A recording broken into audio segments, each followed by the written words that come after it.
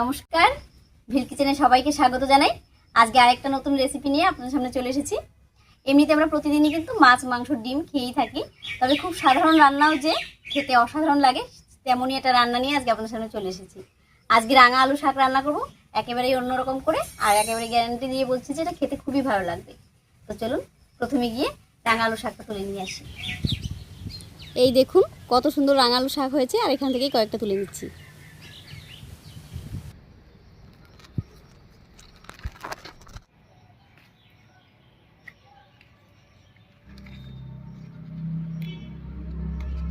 বেশ অনেকটাই শাক তুলে নিয়েছি, আর এই দিয়ে হয়ে যাবে।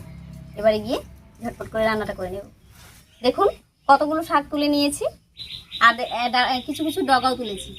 আর এই ডগাগুলো দিয়ে কিন্তু চচ্চড়ি খেতে ভালো লাগে, ছোট মাছ দিয়ে বা শুটকি মাছ দিয়ে চচ্চড়ি খেতেও দারুণ লাগে, আলু বেগুন মিশিয়ে। যাই হোক, শাকটা এবারে ধুয়ে কেটে নিচ্ছি।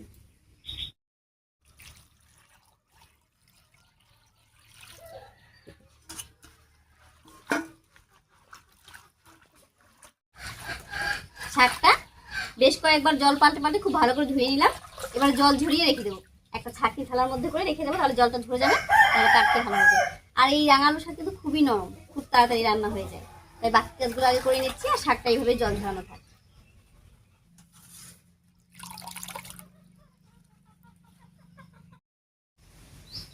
এখানে দুটো বেগুন আর দুটো আলু নিয়েছি, তো আলু আর বেগুনটা কেটে নিচ্ছি।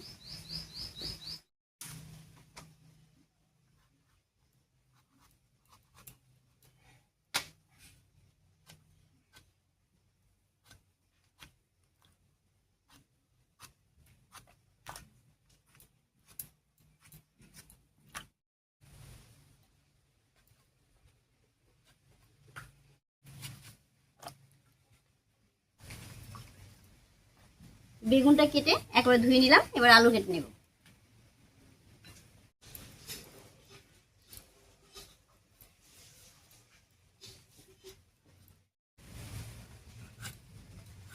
বেগুনের মতো আলুও ছোট ছোট টুকরো করে নিচ্ছি।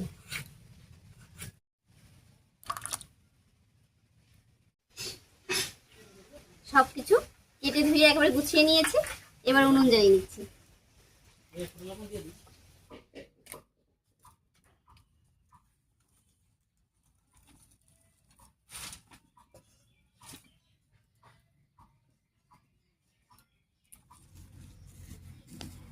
উনুন জ্বালিয়ে কড়াই বসিয়ে দিয়েছি, এবারে কড়াইয়ে সর্ষের তেল দিয়ে বেগুনটা ভেজে নেব।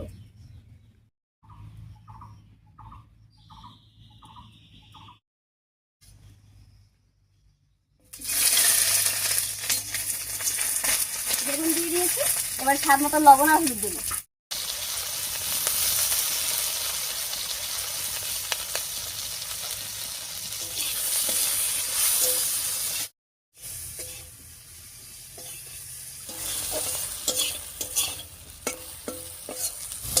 বেগুনটা ভাজা হয়ে গেছে, নামিয়ে নিচ্ছি।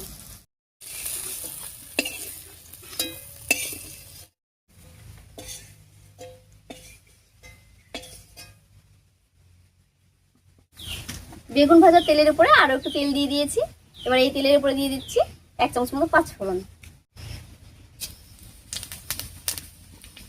দিয়ে দেবো বেশ কয়েক কোয়া থেতো করা রসুন। দিয়ে দিচ্ছি কয়েকটা চেরা কাঁচা লঙ্কা।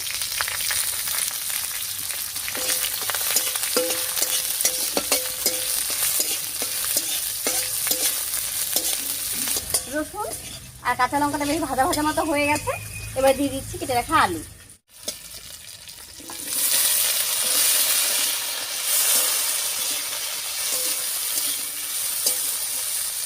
আলুর উপরেও স্বাদ মতো একটু লবণ হলুদ দিয়ে কিছুক্ষণ ঢাকা দিয়ে রান্না করে নেব।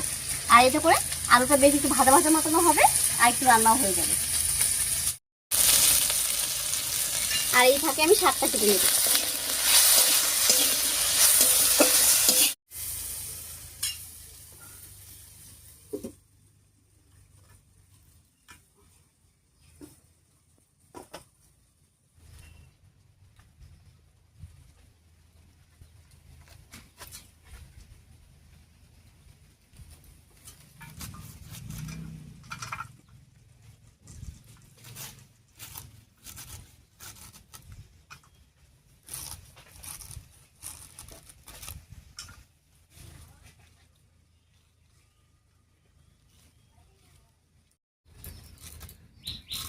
শাকটা কাটা হয়ে গেল, একবারে ঢাকাটা খুলে আলুর উপরে দিয়ে দিচ্ছি। ঢাকা দিয়ে দেখুন আলুটা বেশ কিছুক্ষণ ভাজা হয়ে গেছে আর নরমও হয়েছে। এবার শাকটা দিয়ে দিচ্ছি।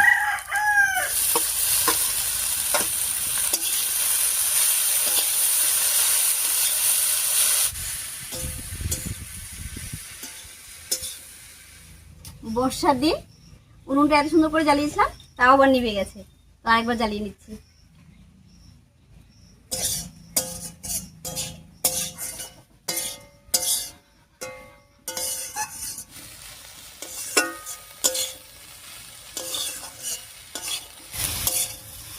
আলুর ওপরে শাকটা দিয়ে একটু নাড়িয়ে নিয়েছি। এবারে সামান্য একটুখানি লবণ দেবো, কারণ বেগুন ভাজার সময় লবণ দিয়েছিলাম, আলুর মধ্যেও লবণ দিয়েছি, তাই একেবারে অল্প করে দেবো।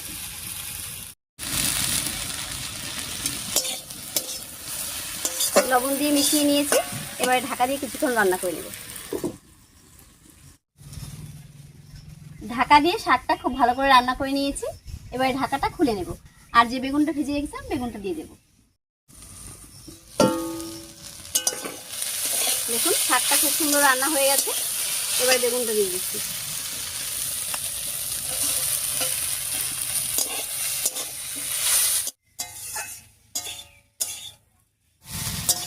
বেগুন দিয়ে একটু রান্না করে নিয়েছি, শাকটা রেডি হয়ে গেছে, এবার নামিয়ে নিচ্ছি।